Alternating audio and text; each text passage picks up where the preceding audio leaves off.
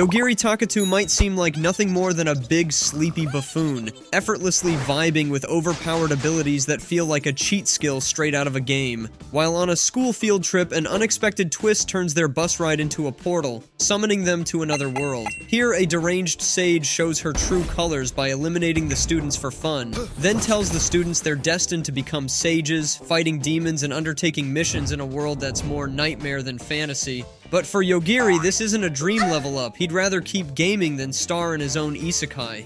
What a way to start an anime, emergency alarms going off, people falling at the feet of a young child, and without doubt, that's our guy. Little baby just goes on looking for a woman called Asaka, who's being held up at gunpoint. Immediately, the hostage holder saw the baby. She firms up, asking a freaking little human child not to move at all. What does she expect someone so small to do? Cute lil boy, now identified as Yogiri Takatu, just stood there looking up at the hostage holder, who just suddenly slumps and dies instantly. Asaka was surprised about what just happened. Yogiri ran up to her saying they should go home. I can imagine the trail of dead bodies this boy has put down on his way here. All that was just a dream as Tomochika Danura woke him up in the middle of a crisis. Tomochika, or Chika for short, yells at him cause how can someone be asleep with so much peace when they're under attack by a monster? Yogiri wonders what the monster is, a snake, a lizard? He licked up an eye and threw it at the tail of the monster that was currently pierced into the body of their used-to-be classmate. The monster flies back, and whoa, it's a dragon. The dragon approaches with the intent to do what dragons are best known for: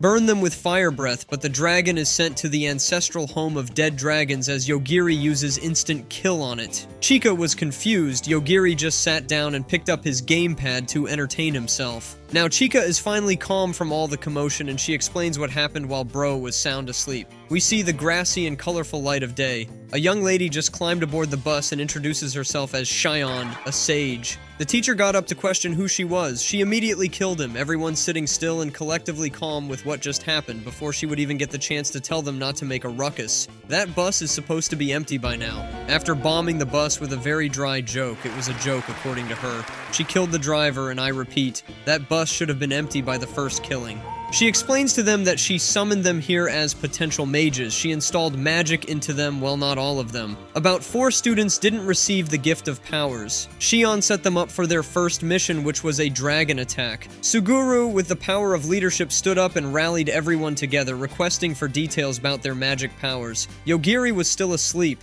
The rest of the class stepped out of the bus, tending the 3 powerless and 1 Yogiri who was still asleep. Apparently, these empowered kids used a magic called Charm that would make the 3 powerless and 1 sleeping beauty attract the dragon and left them there to die. Hence came the dragon, and we're caught up on what happened while Yogiri enjoyed his beauty sleep. They jump out of the bus through the window. Chika sighted 3 of their classmates flying their way from up in the sky. She's got the eagle's eye. Even Yogiri commended her sight. They land safely because of Chika, left to Yogiri, who would have sent them to their ancestors whilst they were still in the air. Immediately these airheads landed. They began to talk about their plans to turn Chika's dead body to a zombie. There are 3 of them. I don't need their names because they're soon gonna die anyways, but one is a healer, another a hero, and the third a necromancer. In show of strength and terror, the hero launched a fireball that near misses Chika, cutting the bus in half and breaking down a whole mountain behind Chika. They act all big. Well, of course they are. They don't just know what's standing in front of them is Lord to the Grim Reaper himself.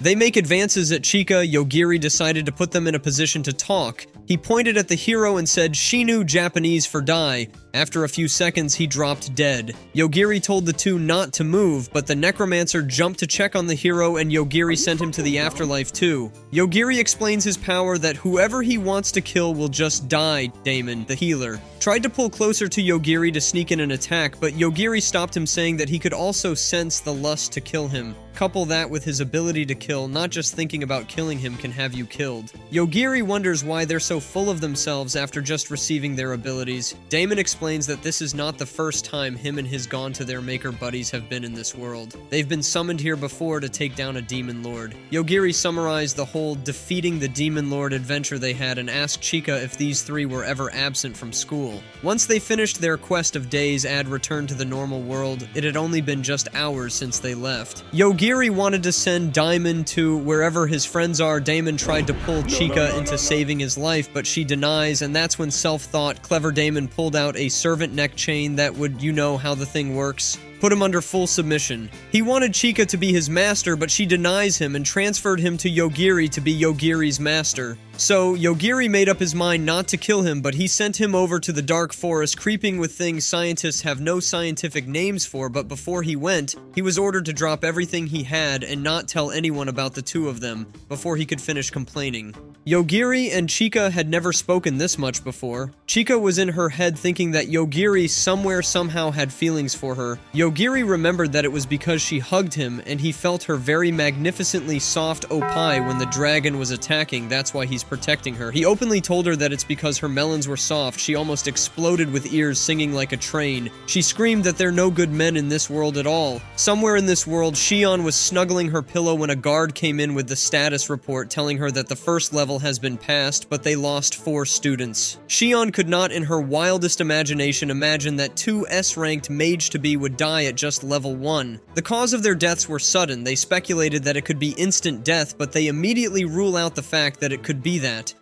Now we have established that there is a monster who is capable of killing you just because he feels like it. Yogiri and Chika find their way to the gates of the city. Dusk is breaking, the gates were being shut. They ran to the gates and met with a heavy barrier. Language. Some high and mighty guy called Masahiko came around saying they're not the same people that passed by a while ago. Normally there's a gate fee, but he's been told not to interfere with sage candidates. Yogiri tried to ask for help. Masahiko denied, saying he wasn't ordered to help them either, but Chika and only Chika could sleep over at his place for the night. Chika ran away, holding Yogiri's hand. Yogiri asked what has gotten into her. She said she ran away holding him like that, so he won't send them to their ancestors. They get to a place occupied by humans with little animal traits like ears, tails, and all sorts of weird things. A girl with cat features, Mireyu, popped out of nowhere and opted to help them out since they're new in town. They wonder what's in it for her. She lies through her teeth that she wants to get cozy with the make sage, but as soon as they were done shopping and night fell, Mireyu's gang showed up to rob them, but robbing was not all they came for.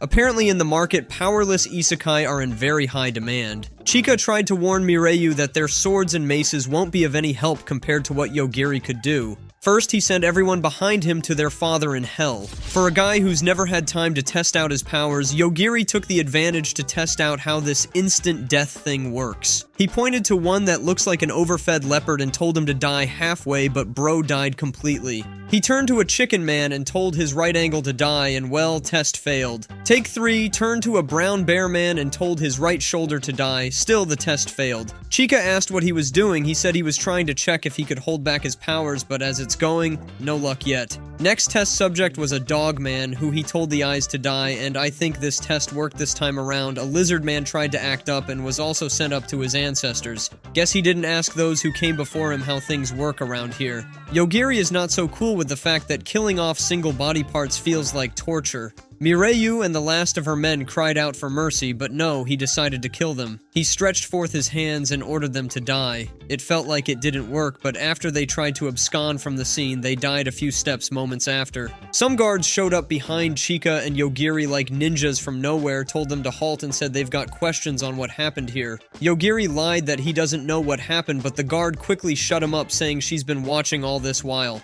This flares Chika. She screamed at them for not helping. They were trying to tail those goons, but unfortunately they're mostly dead now. The guard's assistant told her that they don't have any powers, so it couldn't have been them who did all these killings. The guards found the guy who Yogiri killed his eyes. Yogiri and Chika arrived, are shown to a very huge palace. You can't call this a hotel because it'll cost a fortune to sleep here for just one night. After all the fortune Damon left them, they can afford this. Yogiri asked if they should share a room. Chika's cheeks went blood red, but still she denied. Chika got to her massive room and was startled by her fat guardian spirit that looks like someone who's run a perfect advert for ramen. According to the spirit, she's been with Chika since she entered this world and also prevented Shion from installing powers into Chika, but the fear of Yogiri's sudden death didn't let her show herself since Chika has been with Yogiri all day. The spirit introduced herself as Mokomoko Danura.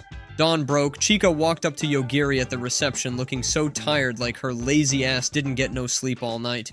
Celestina, a concierge at the hotel who has by morning for just one night located where the remaining classmates are, prepared some items to help them translate and hide their stats and also made a charger to charge Yogiri's gaming pad. I don't know, but I need Celestina in my life right now. She gave them train tickets that'll take them to the royal capital. Yogiri gave her the lot of his gold to keep for him or invest. On that train, Chika helped to charge Yogiri's gaming pad with the system that had a wheel and required winding it. Yogiri is now able to see Chika's guardian angel. Chika wasn't comfortable with half of her being inside her floating guardian angel, so she crossed over to sit with Yogiri. Yogiri quickly pushed her against the seat of the chair as something brushed off the walls and roof cover of the train. Remember the unfortunate goon that the royal guard took? One of Mireyu's men. He was taken in for question but won't stop screaming due to his loss of sight. A vampire, Leon, also mage, literally stuck her sharp claws into eyes and plucked out the eyeball. She immediately spawned a new one with magic, but still, he couldn't see.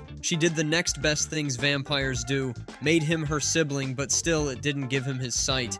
On the other hand, the train Yogiri and Chika were riding in was caught up in a fight between a sage and an aggressor, and damn can I say that aggressor looks fine. It's a robot who later explained it's from a world of robots. The passengers on the train were trying to get themselves and those who were still alive out of the train. The fight between the sage and the aggressor got closer. When the sage noticed them, this bastard starting firing at the passengers of the train. Back at Leon, who was not under attack by a hero-class sage. Everyone's amazed by the fact that a hero was attacking a sage. The hero threw his sword on the floor, cast a spell on it that made it glow so bright, darker to his sword, and tried to pull it out like Excalibur. It exploded. Wannabe author Pendragon laid there on his knees thinking he's won, but joke's on him. Leon spawned back like nothing happened and dropped some badass lines saying she's immortal and moving out of the way would have been so much pain. Today she doesn't feel like killing, so she threw him off the building. Leon ordered the guard to track and follow Yogiri. Oh yes, Yogiri, he already ended that stupid sage. Immediately the aggressor saw what he could do. He quickly raised his white flag saying he comes in peace. He said he'd grant them anything within his power. Yogiri asked if he could help them go back to their original wood, but the aggressor is not even fully here. His original existence is in another plane. Leon reports to her master Shion on the latest developments. Shion prefers that she faces the darkness.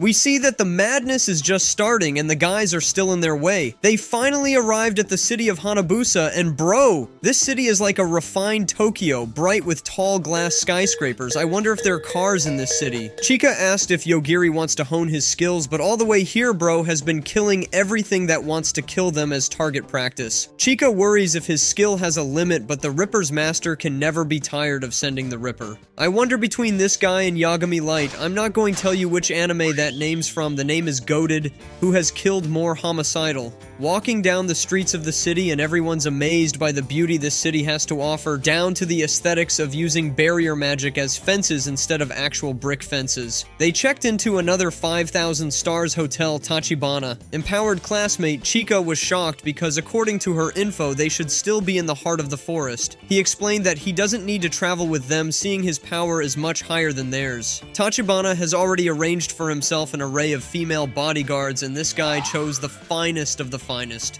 Yogiri whispered to Chika's ear, asking if he was one of them that abandoned them in the bus, and also what's his power that he's so confident in. Chika explained that he's always been cocky and popular with girls. This dumb cow didn't even waste any time to put destiny and fate in one sentence to ask Chika to be one of his mistresses. I'm as mortified as his 5 mistresses are, cause even I didn't see that coming from nowhere. Guess what makes him so cocky? It's his powers. He's a dominator. It gives him control over lower-class opponents, making them his slaves. After their first mission cleared, they went into a town to celebrate. He sat alone, then a fellow classmate, whose own power was consultant, came up and advised him. Everyone was avoiding him because he is a dominator, so if he pulls out of the squad and finds himself lower-level servants to dominate, when those servants win battles and also dominate over others, that will increase his rank. Yogiri understands that the more servants he has, the more powerful he gets. He then goes ahead again to ask the foolish question for her to be his mistress, but she shot it down fast with the way the other mistresses were looking at her.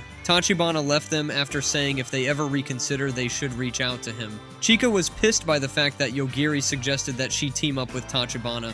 The immortal and gorgeously beautiful Leon battles an aggressor, but this aggressor is a cloud of darkness with a blue core. Chika wonders how long they can stay in the hotel. Yogiri was just doing what he does best: sleep. Chika suggested that Mokomoko check in on Yogiri, but Mokomoko denied in fear of being instantly killed by Yogiri. Did I ever mention that Mokomoko is a splitting image of Chika's elder sister? Chika decided to take a break from training and get some fresh air. That's when she noticed some smoke in the air. Apparently followers of the immortal Leon were driving through the city, causing a ruckus with armored cars. Yes, there are cars in this world. With the recent developments on what's going on outside, Chika decided not to move out at all. Mokomoko tried to convince her to go outside, and also someone invincible is watching them from outside with hostile intent. She moved over to the cell phone to wake Yogiri, who was at this moment having a lovely dream. She informed him on what's up. Immediately he stepped out. He used his inner mind to scan the place, and like a gear sensor, he saw her standing there trying to pull some funny stunt, and he sent her to her maker right there.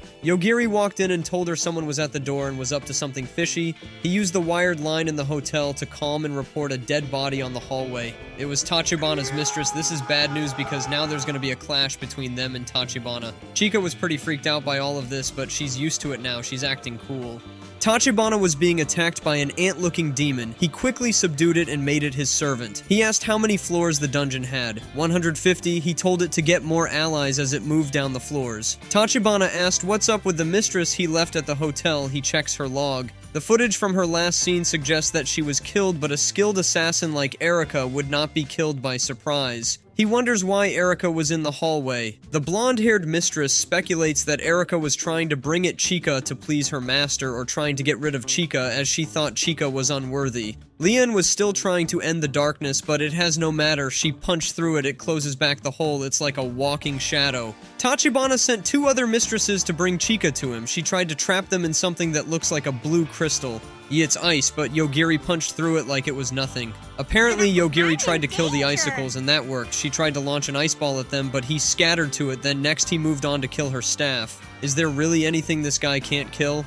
He walked up to her and told her that there's no thing he can't kill. She confesses to be a wand master. He told her to pull out her other wand, and she dove into her breast to pull out a wand, but Chika stopped her. Tachibana didn't just send one, the other was a doll master. For the first time, we see Chika in action. Yogiri immediately killed the wand master and sent all the dolls of the doll master to doll heaven. The doll master spilled all the beans possible about her master. Chika screamed as they approached a stairway that had so many bugs flying around. Chika was mortified, and due to that fact, Yogiri didn't kill them because they might land on her, and she most definitely would not want that. Tachibana watched from his monitor and deducted that Yogiri couldn't kill if he was surrounded, which is so wrong. Tachibana ordered the bugs to attack. Now they've intent to kill. Yogiri wants to try out a new way. He traced the intent to kill from the bugs right down to their master Tachibana and killed him. Now that his mistresses are freed from his spell, the blonde walked out on Tachibana's dead body. She met with Leon on the outside, who was out of options on what to do about the darkness which was already heading to the city. Leon turned the blonde into her follower and a fellow vampire. She's just not in luck today. From one master to the other. Yogiri and Chika found their way out of the hotel and met the worst of the worst, a zombie apocalypse.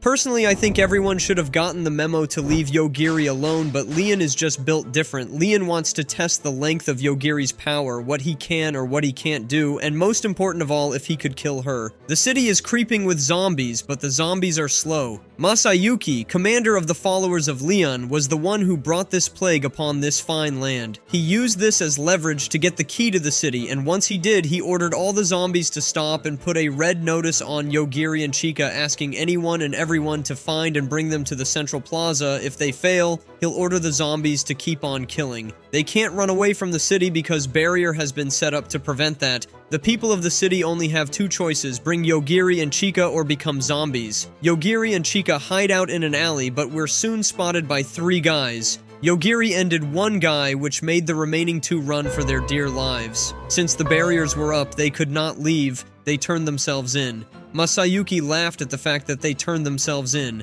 Masayuki was an arrogant mofo who didn't know what he was up to. Yogiri asked that he put down the barriers because he wants to get to the royal capital. Masayuki told him that he's in the no place to be asking for favors in a cool voice. Yogiri said that in return for doing the favor, he'll let him leave, though he's a stupid swine. Damn. Masayuki's fuse blew out of his mind. He immediately ordered his undead army to attack Yogiri. Yogiri sent the dead corpse to where they're actually supposed to be and wipes away the grin and half of the stupid ego that Masayuki had. How do you say something's that's still moving around is dead? That's what Yogiri was wondering, while Masayuki was wondering how you'd kill something that's already dead, but guess who decides what dies? Masayuki steamed to his master Leon, asking if she knew about this crap. He gets down and readies for battle. He began to transform into a werewolf bat vampire. Immediately his wings sprout out. Yogiri sent him to the underworld. He should have at least let him transform. Let's see the looks of it. He went to Ryuta, the original overseer of this city, who's trembling in his pants and begging for his life. He told them that Leon must had ordered for their death. Chika asked for Shion because that's the same she knows. Shion's also a sage, but this area is under the rule of Leon.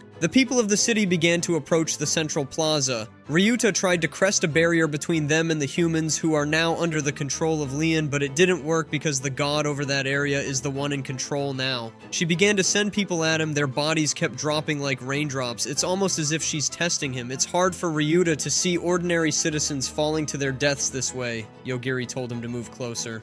The darkness is almost in the city. Leon is running out of things to do. So this time she's gonna try another way. She cloned herself and asked her clone to make more of itself. Even if they die, she's instantly regenerate back. Yogiri sensed the increase in number. The darkness is already in the city. The first to see it was Chika, who called everyone's attention to it. Ryuta knows the darkness. Anything it touches turns to sand instantly. Leon's clones know nothing about Yogiri. She ordered her clones to move into the city. Immediately, the darkness moves strangely or attacks. Chika asked if Yogiri could do anything about the darkness. There's nothing he cannot kill, and right now, this is a wonderful test subject. Chika and Ryuta urged him to do something about this before they're all returned to whence they came, dust. Yogiri has a bad feeling about this, but he can't just leave everything the way it is. He immediately stretched out his hand and ordered the darkness dead. It began to spark. It sent out laser beams that Yogiri ordered to hit the grounds. But no, it wasn't the darkness. It was something else trying to level the grounds. Someone's trying to clear the area with B particular target. In the middle, his analysis on what's going on, Chika called Yogiri's attention to the fact that he's been resting on her melons. Oh, what heaven. No wonder he can think so well.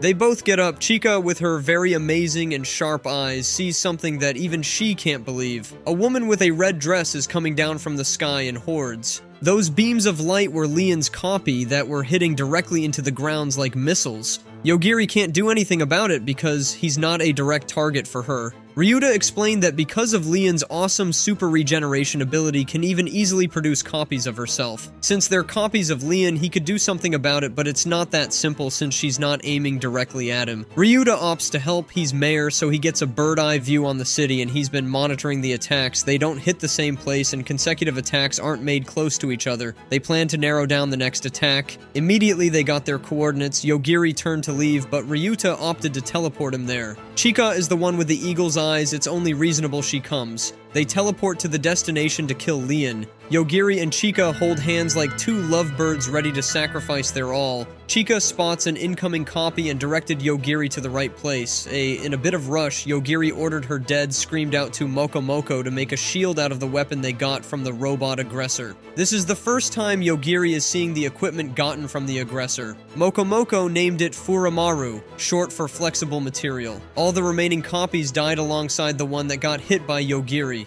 Leon this time said she was going to make copies with different setting, and all of a sudden the Ripper sent by his master harvested a soul that has long been due for the underworld, Lane's. In the few moments before her death, she wonders what Yogiri has done to her. As she fell to her death, an eye opened. A girl in a casket, seeming with all the movies I've watched, should be a vampire in there, not just a girl. She's a copy of Liam, but with no memories, so that the order of Up Miri will not reach her. Yogiri and Chika were given a tanker to drive, and because he always fells or hits the edge of the turnway in his games, he's letting Chika drive even though she has no experience, not even virtual or in reality.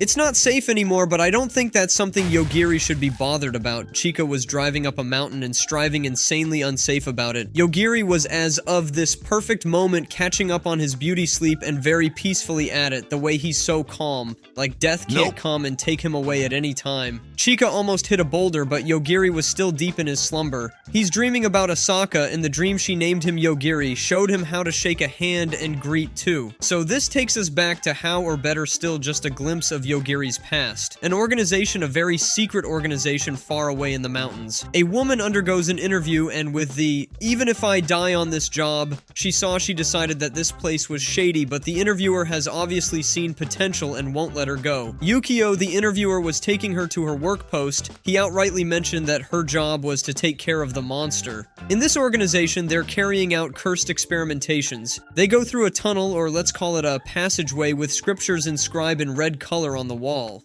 It looks like something one should see in Jujutsu Kaisen. He told her that he's taking her to her workplace. This project is termed the Alpha Omega, which is the beginning and the end of Grecian alphabets. Asaka asked if the test subject is human. Yukio had no idea what the project is, and him too had never laid eyes on it. Alpha Omega can kill anything it wants, and you want me to take care of it? Yukio and his organization believes that by giving Alpha Omega proper education, they can avert a future where the world perishes, and Asaka being a teacher, she fit the job perfectly. They got to a room with a bank vault door. Asaka was handed a manual on everything she'll need to know. She opened the door. It's a whole wide world down there. If you see the very bad hand sketching they drew for her as directions, you'll think these people are playing around. She got inside and saw that it was just a kid who could end humanity, that is, and got really angry and furious that they locked up a kid down here. She took him outside and threw him on the floor, asking him to go and play or do something fun. A normal kid would have gotten angry and cried, but he was just chill.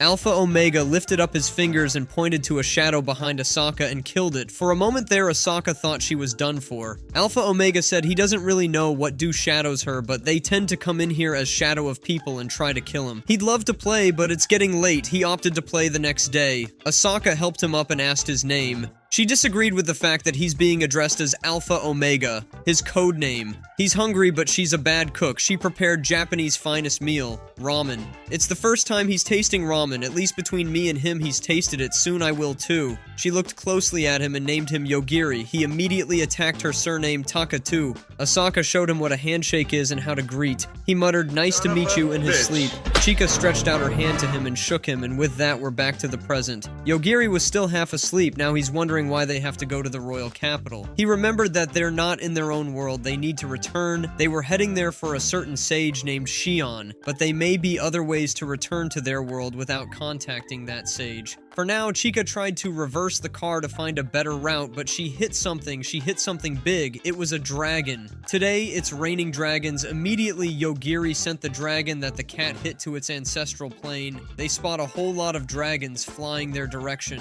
Yogiri sent them all to their elders in the grave. They all fall down like planes crashing into the ground. Before you know, a golden thunder dragon blooped out of nowhere. Yogiri sensed no hostility from it. It just said, "You pass," and started flying away as fast as possible. Yogiri told it to stop or it will be sent to the ancestral plane too. The golden thunder dragon turned into a little girl, and this leaves Chika perplexed. Yogiri asked why she attacked them. She said something about testing them to know if they're worthy to meet a swordsman master. For some reason, she's thrilled for them to see the dragon master, but that's not what we're here for. The golden thunder dragon girl's name is Attila, and she promised to take them to the royal capital after they meet with the swords master. They arrive at the sword master's place and meet a whole bunch of people who were kind of pissed that they got here in a car. Everyone here is a potential sword master, and today, actually, they plan on naming a new knight of the Divine King today. The sword master appeared out of nowhere and declared the tournament open in a very lackadaisical manner, asking them to kill themselves, seeing that they were too much.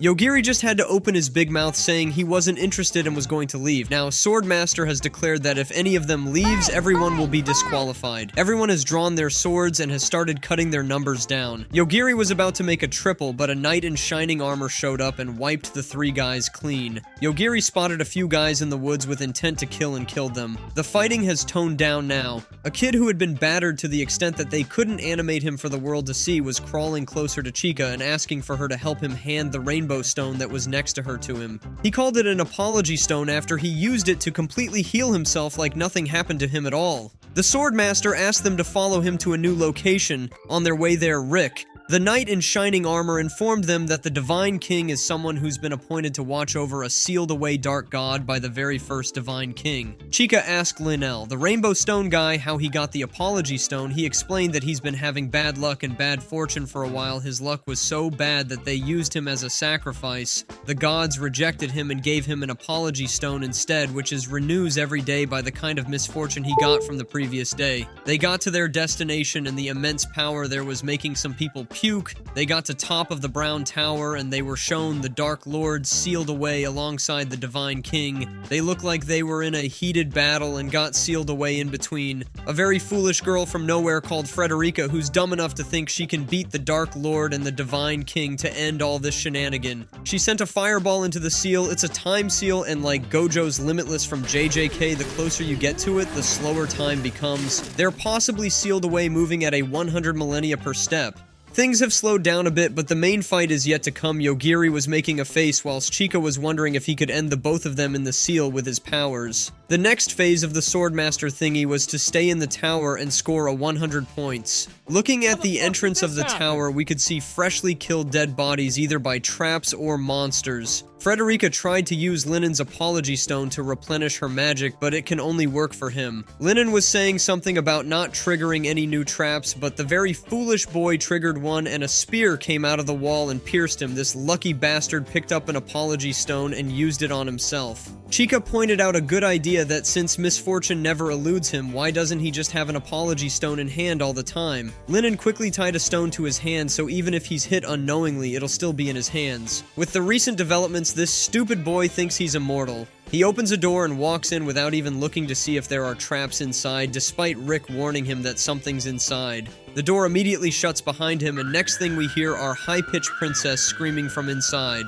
Rick and the rest barge in to see what's going on. Behold, it was a darkly green-haired lady, Teresa, who was formerly the Knight of the Divine King, but was stripped of her title because she killed too many people. Now she's enrolling again, and part of her ways to earn points is to kill contestants. Rick told everyone to leave, but they can't leave. Chica pointed out that there's strings all over the room. Teresa is quite strong and was overpowering Rick. Yogiri sent her to the afterlife, and as bad luck and misfortune go for Lennon, the hand that he tied the Apology Stone to was cut off. They arrive at the 98th floor and was told that this is a safe floor. I have never heard something like a safe floor. Rooms for sleeping and resting had been prepared beforehand. Rick, Lennon, and Yogiri agreed that it's time to split ways. There are only 3 rooms left, so Yogiri and Chica had to share a room. I honestly don't know what Chica was yapping about behind Yogiri, just like I would. Yogiri immediately changed his clothes and went on to lay on the bed and immediately shut off. Lennon was waiting for his midnight refresh of Apology Stones. He sometimes throws some stones in the air to win something in return, like a scratch and win lottery. He never knows what he'll get.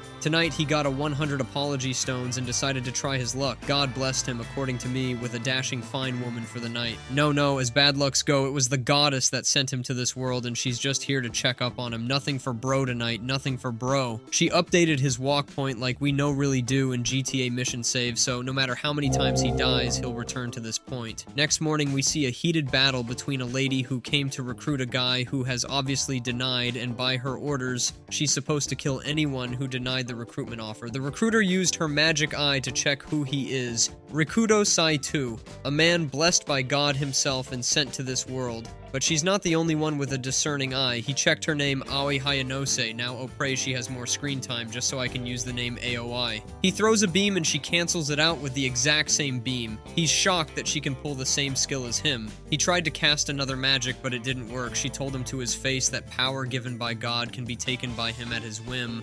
He pulled his sword and lost to a very short knife. Aoi finished him as fine as a Kamega kill would. Immediately she was done with this mission. She rescued another to head to the city of Hanabusa, and our targets are yours faithfully, Yogiri and Chica. As she was leaving, she heard a voice cry out from behind. Damon ran from behind saying that he was saved. Wait, do you remember Damon from episode 1? Rikuto saved him, and now he doesn't know what to do. Damon pleads that Aoi should make him her servant. Chica woke up with Yogiri in her heaven. Don't get me wrong, she woke up with his head in the middle of her breast. Oh Lord, I cry. When will I wake up in someone's daughter's breast? Mokomoko was stuck halfway in the wall. Initially, Mokomoko left because she thought Yogiri and Chica needed some privacy. She came back in later for a sneak peek and got stuck in the wall. The tower's wall were sucking in the spirits of the people that died. Yogiri woke up and said maybe he could kill the suction mechanism. It was beginning to really suck Mokomoko, but as soon as Yogiri found a means to kill the suction mechanism, he did, and she flew out of the wall. Yogiri worries for Chika, so he told her to firm her mind because from now on he will kill anyone and anything that stands in their way. Chika informs him that she has long since firmed her mind. She sees his killings like she's the one doing the killing, and for some reason what he's hearing was sweeting Yogiri was falling in love because of what she said. Aoi and her new servant were faced with Attila in the dragon form. Aoi is confident that something that big can't fly in somewhere so small. She cuts off its neck and finds out that it's an informant for the aggressors. It quickly runs away. Chika and Yogiri are linearly killing anything that comes their way. A man in golden armor asks them if it isn't wrong to cheat. He can appear anywhere because he's the creator of the tower, and it's hurting his feelings that he went through all the stress to make traps and riddles only for them to kill everything that comes their way. This tower exists for the sole purpose of maintaining the barriers that conceal the dark god. Yogiri just wants to leave this tower,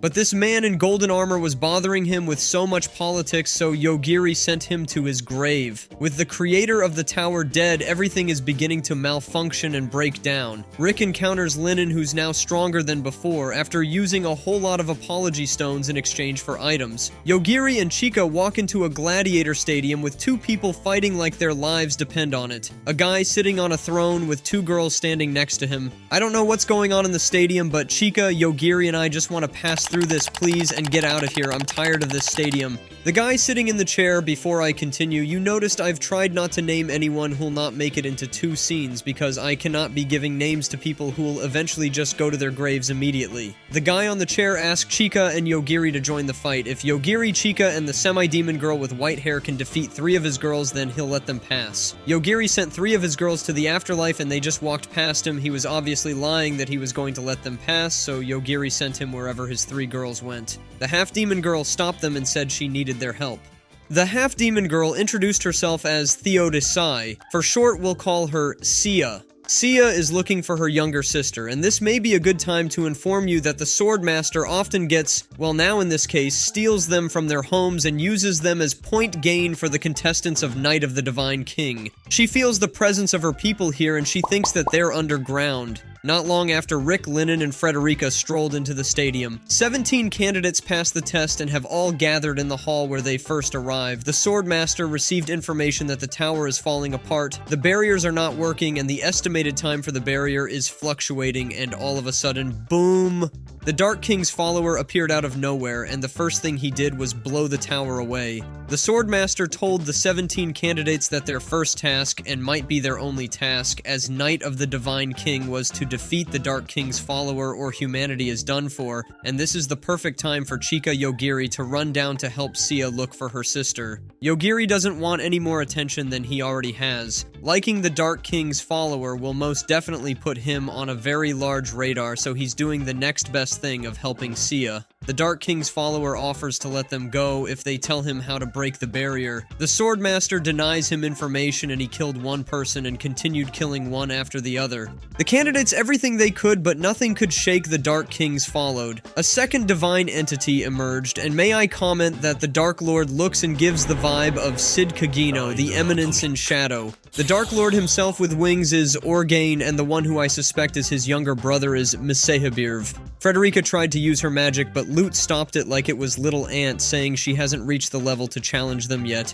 Literally cut off her hand and with the staff and turned it to a snack, something my soon-to-be girl would be, a full-course snack. Rick charged in, but to Luke it was child's play. Lennon was trying to help Frederica and his use this chance to try his luck, and what he got. In exchange for his apology stone was the goddess that sent him to this world. He's disappointed because that last time she showed up all she did was check up on him, but this time she's come for some action. She strolled in like she was going to do something meaningful, but something within me feels like she'll get her sexy ass dragged all over the ground and whoa, what? She bursts my brain as Orgain and Luke go down on their knees to greet her as their master. She turned and wiped the grins and hopes out of everyone by telling Linen that the most unlucky thing that had ever happened to him was that he encountered her. She proceeds to burst the remnants of the brain left in my head by saying that her idea of saving the day was wiping the whole humanity away. That makes 3 villains now in a span of 5 minutes. 3 people that can end the world just showed up like that. The search squad that went underground have been going in circles for a while. The circular stairs seems to not have an end. There's a magic, like in JJK, that the curses make use of a domain and can manipulate space. They sense the magic of Sia's people, and that could be the thing that's holding up this barrier. All of a sudden, the barrier broke and the stairs became straight. Chica felt a sword-like slash pass through her. Sia senses the presence of her people even more, and the sight of what she saw was so demeaning and mind-shattering that Yogiri didn't let Chica see it. Sia's people were put in a bottle with some kind of glowing liquid in order for them to extract their magic.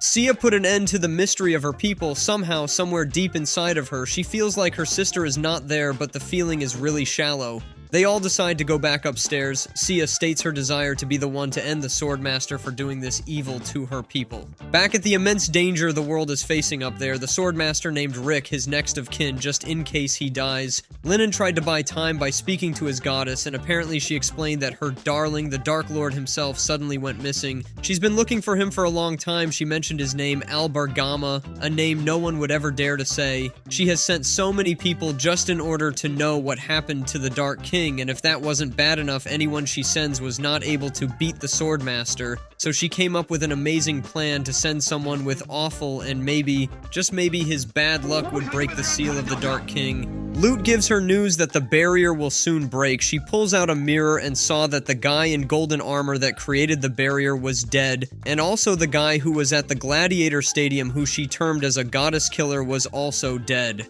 Oh, she's in good luck alright, but bad luck is already coming up the stairs. He's up the stairs, the goddess pulled out a heart and said, if she crushed it, it'll break the barrier. She broke the barrier, and her comes the dark. Oh wait, he's dead. He just dropped into the river below him like a piece of meat. When they first arrived at the tower and the immense power around was distorting people, it actually affected Yogiri, and he put an end to the immense power, the Dark King, so he'll be fine. Out of nowhere, the robot thingy that came out of the golden electric dragon's neck came out of nowhere and stabbed the goddess right through the chest and ran away. Lute quickly healed her, and as soon as she got up, she began to rampage. Orgain picked up the Dark King, summoned some demons, and said he'd sacrifice the life of everywhere for the Dark Kings. The Divine King put up a shield barrier to protect her, Rick and Frederica. Far behind them, Chica and Sia were with Yogiri. Yogiri sent Orgain and his demons to wherever the Dark King is. The goddess was still in the middle of her rampage. Aoi walked in pulling Diamond with her. She walked up to the Divine King and told Rick that he's now the Swordmaster,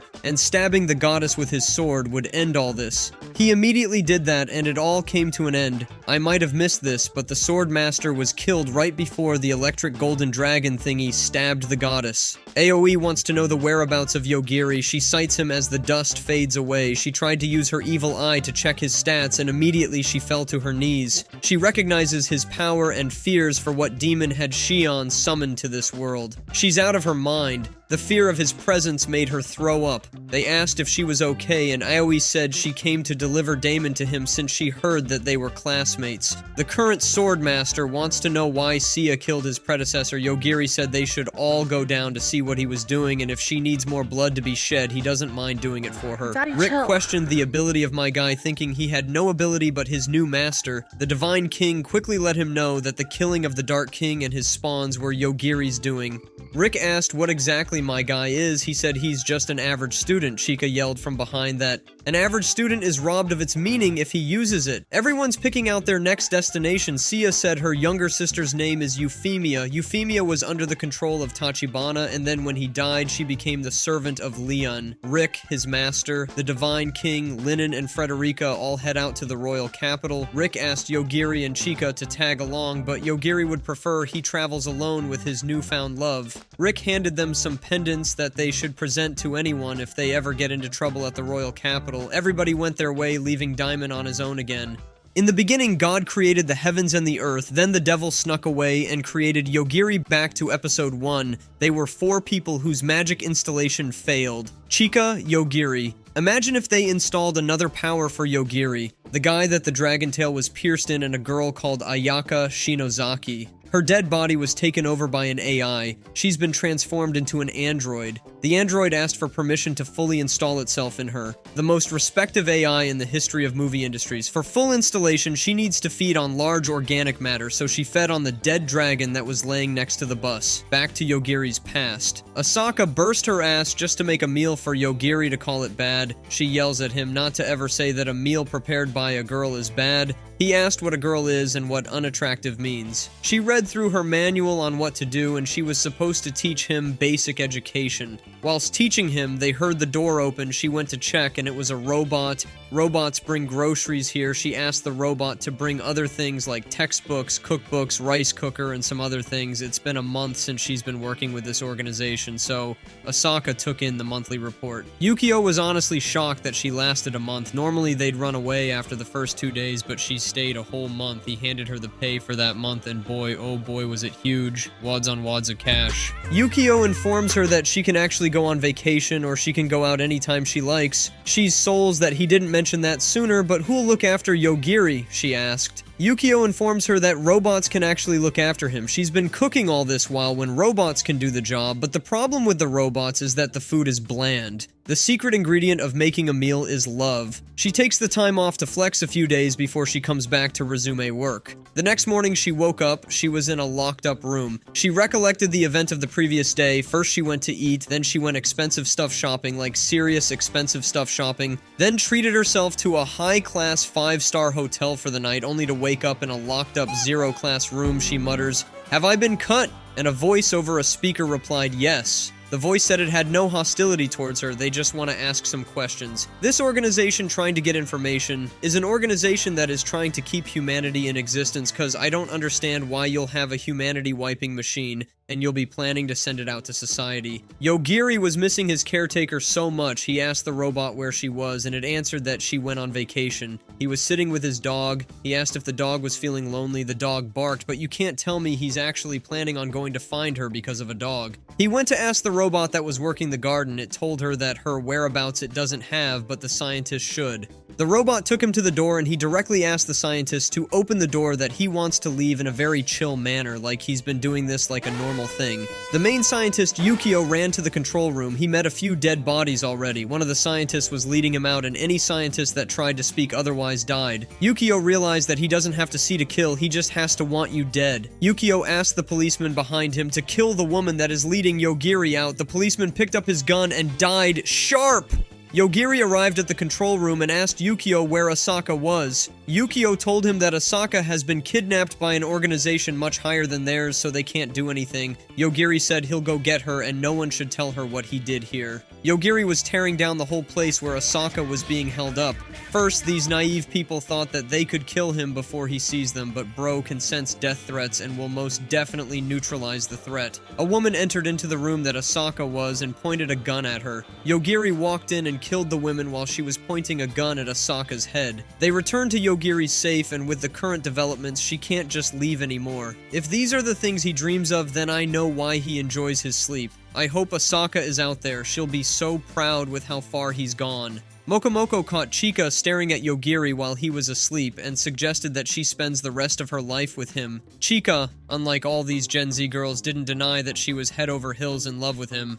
Yogiri woke up in the middle of their conversation and cut them off. Chika announced that they were already at the gate of the city, and all of a sudden they were surrounded by guards. They get down, the guards were just trying to do their jobs. The head guard of the South Gate Torques. Everything Yogiri said the guards doubted, but immediately he pulled out the gift Rick gave him to render anytime he was in a fix at the palace. The guards all fell to their knees in less than a second. It was a pendant, one for him and one for her. A certain David, the youngest of the royal family, came out of nowhere and was ranting about the display of those pendants. He asked that they prove themselves if they were given by Rick or their Knights of the Divine King. Shit. Mokomoko persuaded Chika to take the challenge. She moved her sword swiftly from left to right. She was moving her legs forward little by little, not letting her opponent know she was bridging the gap. She immediately sent her shirt knife flying into the air. She dashed over behind him and kicked him right in the business, and with the looks on Yogiri's face, you could tell he was proud. David opted to show them around the city, and apparently there's another dark god sealed away right under this city too.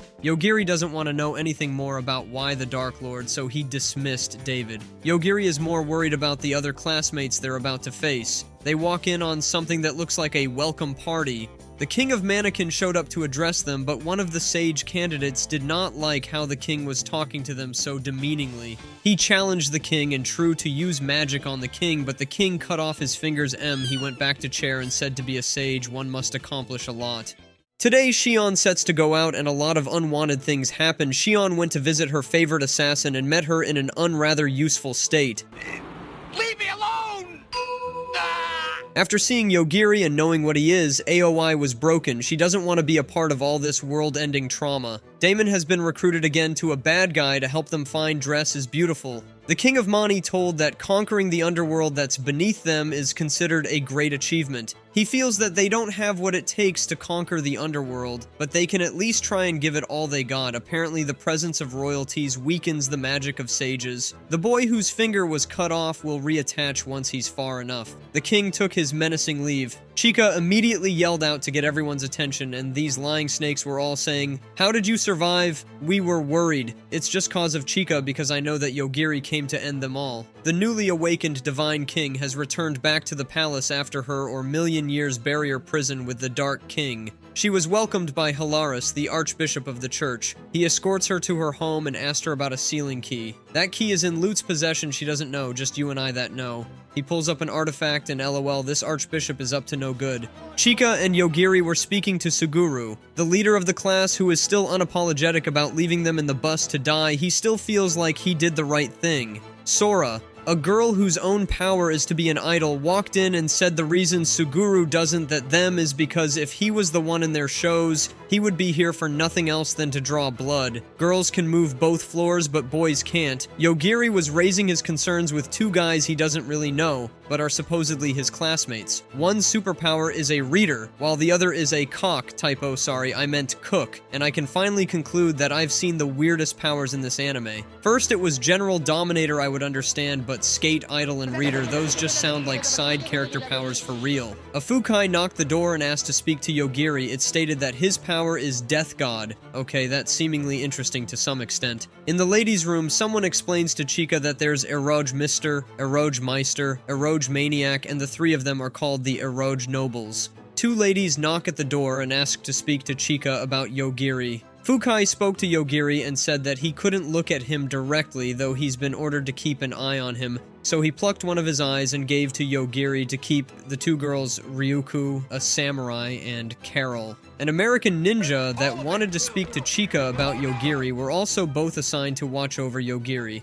Carol teases Chika, asking that since it's just the two of them that has been roaming the world together, have they done the deed? Someone attacked Euphemia and claims of wanting to be the next wielder of the pure blood, but was stopped by a force that I can't really explain. Carol and Ryuku fill Chika and Yogiri in on all the information they need about the remaining classmates. The reason Chika and her man are here is to speak to Shion to know if there's a way home, but right now they have to focus on the great achievement ahead of them. They set out to get their great achievement. The girls put on uniforms and the guys went as the guys and split in two. Rick lead the women and David lead the men for greatness. Both sides were conquering everything that came their way. Wriggling skeletons, flying demons, half-demons, semi-demons, monsters, and the likes. Yogiri formed a new way to fight in order to hide his true ability. Lute, who cross-dressed for reasons I don't know, and his trusty steed Damon are here in town for the main purpose of releasing the great danger that lies within the depths of the royal capital. The sister of the Dark King, who's said to be more terrifying than her own brother, had to lock her away. Euphemia was walking along the woods when she met with her master in the body of a lil girl. Remember when Leon died? A girl in casket woke up. In one sight, Euphemia knew that this was her master. Lute and Damon try to gather intel at a tavern. Lute stopped a waiter and asked if there's any festival in town. She told him that the sage candidates are in town and a festival is in line to celebrate them. Damon recognizes the three Eroge nobles sitting on a table not so far and told Lute to do something about it. Lute just waved his hand in the air and said he put up a recognition barrier. The Araj nobles were on their own. A lady with a hood came and spoke to them. She revealed herself as a classmate and all of a sudden picked the Araj mister, threw him to the floor, and pounded his face like burger meat till he died. Just like that, it was Ayaka, the android. I had totally forgotten about her actually. She threatened to kill the sage candidates one by one every day. Everyone in the tavern fled, leaving only Damon and Lute. Shion walked in a few moments later and said she'll give them the information they need if they fill her on Yogiri. Information was exchanged, and along the line she almost killed Diamond, but Lute turned her rainbow blast into whipped cream. Back at the palace, Chika asked Yogiri how his day went. He said he'd been playing games and reading books all day. She said she's been scouring the undergrounds of the royal capital and has reached level 5 to begin level 6 the next day. Yogiri reminded her of the fact, that there's a Dark Lord on level 7 of the undergrounds of the city. They're in a hurry to finish up so they can meet the 1-month deadline that Shion gave them to become sages, but Yogiri doesn't really give a she about that. He just wants to see Shion, and at this point I believe Shion is avoiding contact with him. Shion was receiving daily updates on the recent developments on the sages. She feels that this is way easy for them and should crack this up a notch by letting them face the Dark Lord. The class general Suguru came in and asked for an extension of time for them to become sages. She agreed to give them time with a condition that he kills Yogiri.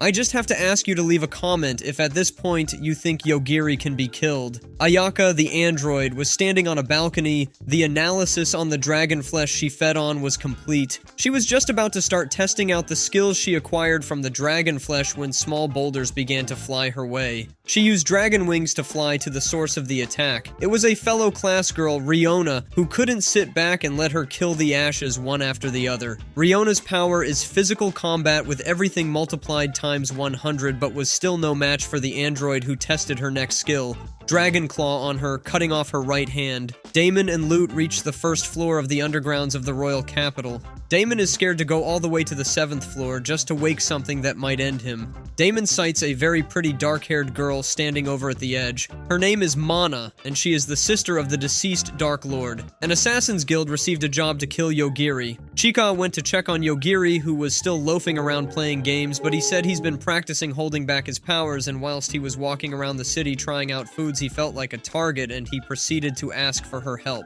Back in the tunnels, Lute and the Dark Lord's sister were conversing about how wonderful the Dark Lord is for sealing her away under a weak seal, and since she can smell him, that means Lute brought something that's directly linked with the Demon Lord. He offered her the key to the seal. Ayaka attacked the king and killed him because she needed the seals in the city to break and went back to continue the fight between her and Riona, who still didn't stand a chance against her.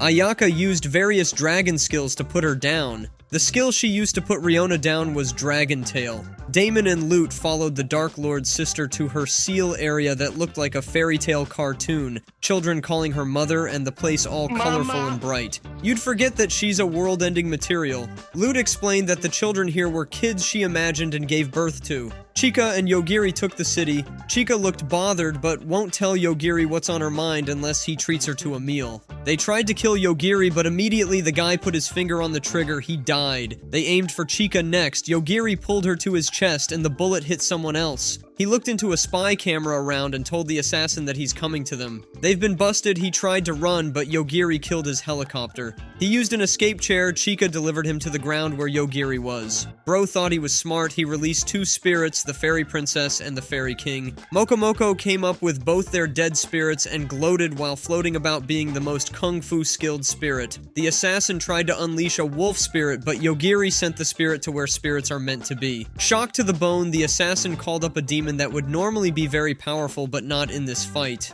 Before he could complete the blood covenant, Yogiri killed the demon. The assassin's assistant came out of nowhere, sent a knife flying at Yogiri, and Chika stopped it. The assistant is a robot who's standing with her arms wide open trying to defend her master. Yogiri spoke to the robot and shut it down. Okay, that's new. Yogiri asked the assassin if he had any more information on him, then killed him. He took Chika and the robot to a room and explained that the robot was built to look exactly like a friend of his from his childhood. He only wants her to rest in peace. He meant the robot because he actually believes that the main person is still alive out there. Damon is scared of dying, and somehow, someway, Lute knows that his death is inevitable. He offered Diamond the key because he knows Mana won't kill anyone with the essence of her brother. They arrive at the seal and the keyhole popped up. Asaka went after the cook, but it seems his skills are a lot more complex than just cooking.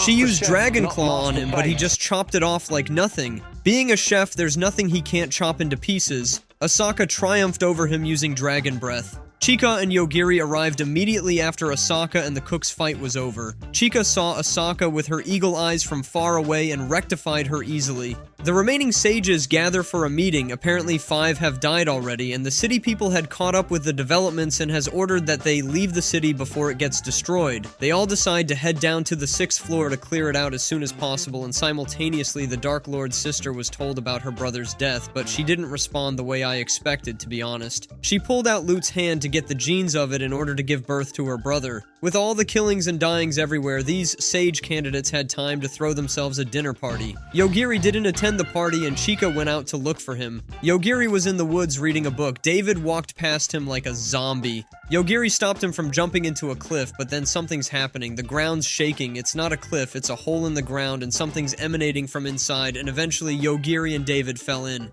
We're coming close to the end and things have finally begun to become clearer. Theophilus saw a wagon and felt the presence of her kind inside wooden traps like wine. She jumped from the top of the cliff and cut off 2 heads like it was a hot sausage, used slicing magic, but they stopped it by drawing power from her kin. She eventually overpowered them, and the one person who tried to run away was stopped by her own lovely and alive sister, Euphemia, who was riding with her master. Cheyenne arrived saying all is going too well, she'll need them to cut down their numbers by killing each other. Yukio came up to her and Bro literally said she the one that should die. He tried to use his power on her, she explained that she died, but came back to life immediately after. He kept on trying his power until she killed him. Chika was still out looking for Yogiri when 2 girls ran to her saying that there's a huge problem on the ground. Yogiri was still falling with David in his arms, and for some reason he's thinking about a word he read in a book at a moment like this. Somebody give me a gun so I can end this fellow. Asaka explained the word, meaning that someone of higher authority gets to take charge, make it bend the rule in other to help others.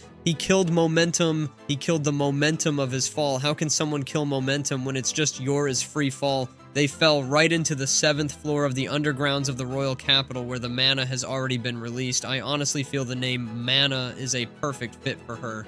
She's been released. Damon and Lute try to run but get stuck somehow. Lute explained that all this while they've been inside of her. Now that she wants to give birth to the Dark King, she needs replenishment. Lute sacrificed himself and kicked Damon out of the place. The place Damon was standing turned into something that looked like a V-hole. Yogiri got info over a call that things has gone haywire in the capital. Immediately he dropped the call. Damon came rushing in. He was being chased by something that looks like slime, but without figure like an amoeba. He pleaded on his knees that Yogiri should help him out. Yogiri already said that he'd kill him next time their oaths cross. He pleaded for his life. Yogiri killed the amoeba and said Diamond should carry David on his back and show him the way out of the 7th floor. Have you noticed that all through the anime, Damon only exists to assist? He's been nothing but a trusty steed from one master to another. Euphemia and her sister Sia catch up on what's going on in each other's lives. They both have the same goal, to save the remaining of their kind. It's total chaos in the capital. A gunslinger faces off Ayaka the android. Chika is watching her surroundings from up on a tree like a cat lady. Moko informs Chika that Yogiri is on the 7th floor. Chika's safe on the trees because a system was not installed in her. Yogiri and his company make it to the door that leads back to the 6th floor.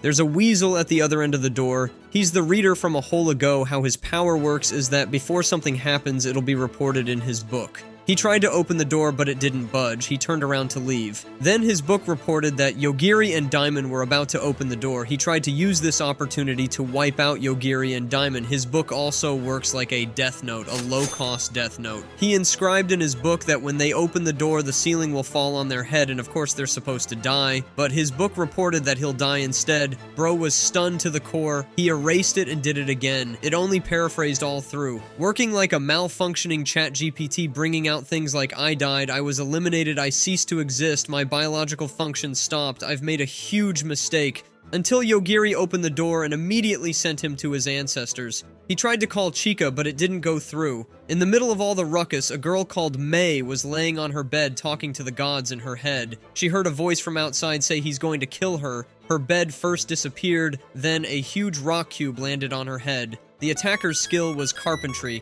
Carpentry is someone's magic. She teleported outside her room where the killer came with a friend whose magic is transporter. He transported lava over her head, it poured on her, and nothing happened to her. She threw her most serious punch. Imagine moved like she was playing tag with kids. The guy just turned to avoid her punch, but it was like she flushed because she still touched him, like she glitched and touched. He immediately disappeared. She killed the second guy too. She got a message that Damon is around and she wants to go and kill him. She met Yogiri and Damon outside. Damon opened his mouth and spat every sexual nonsense he could say. She moved to use her power. Yogiri moved like Flash and elbowed her into her senses, and with that blow, he killed one of two of her cat gods. It's quite easy to kill the source of the power. She felt powerless and immediately ran away. The gunslinger can make any ammo she wants, and at will, unlimited ammo. Chika and Mokomoko feel other spirits roaming around. She jumped down to get out of there and was stopped by a horde of spirits. Mikochi ran from behind. Chika asked where her second was, and with her answer, you'd know she's done something to her second. Mikochi, lord of her powers. She's a necromancer, but said her power was counting. She also has a guardian spirit, but all the fine-ass spirit could do was count. She absorbed Mokomoko, who's a higher spirit than hers. Mokomoko has control over Chika's suit. Mokomoko called the suit off. Yogiri immediately sensed it and hit Damon's eyes, telling him not to open his eyes or he'll lose his sight. Yogiri quickly rushed in and gave Chika his jacket. Somewhere in the woods, 5 students were having a standoff, 4 against 1. Suguru was trying to regain his leadership, but Sora would never back down for anyone. Her power is to be an idol. She summoned die-hard fans to fight for her. All fighters were engulfed in the amoeba-looking slime.